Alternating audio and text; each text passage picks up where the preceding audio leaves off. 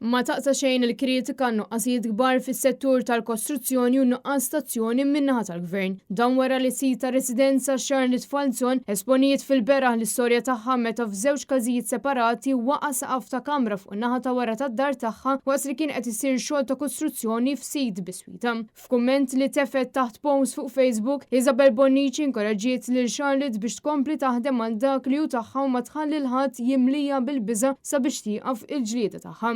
Isabel Bonnici saħqet li kull persuna għandha dritt li tieħu dak li hu tagħha għaliex mhux sewwa li wieħed ikollu jaħli s-saħħtu l-enerġija kollha sabiex forsi jasal fejn għandu jasal. Dan il-kumment sar wara li Charlotte mill-ġdid reġgħet tefet post fejn spjegat li minkejja li x-xogħol li kienet isir biswita spiċċa ġarra f'parti mid-dar tagħha ħadd ma jidher li jrid jerfa' r-responsabbiltà. Kien hawnhekk fejn wara xhur tiġġieled għal dak li hu tagħha staqsiet fejnhom il-Ministru Jonathan Attard u l-Prim Ministru Roberta Bela li mhux jassiguraw li dawk responsabbli imexxu l-entitajiet konċernati fi triq tajba. Ispjegat ukoll kif ir-riforma li qed jingħaddu li qed isiru mhuma jwasslu għal imkien għaliex xejn għadu ma nbidel. Charlotte fakret kif il-perit tas-sit ta' kostruzzjoni m'għamilx insurance għal terzi jiġifieri għal dawk il-proprjetajiet li jmissu mas-sit. Iżda minflok għamel biss insurance imsejħa non-affecting third parties, xi ħaġa li tmur kontra liġi, u bekk Charlotte spiċċat mhix koperta mill-ebda assigurazzjoni għas-sarat li ġarbet. Min-naħa l-oħra l-perit qed jgħid li l-sit id-dar li s-saqaf kien ħażin b'Charlotte tisħaq li qabel beda x-xogħol l-ebda perit ma mar jagħmel spezzjoni tad-dar tagħha. Dan apparti li l-perit qed jitfa' ħtija kollha ta' din is-sara fuq sit ta' kostruzzjoni ieħor li jinsab 20 metru l bogħod mis-saqaf li ġarraf biex skont dawk involuti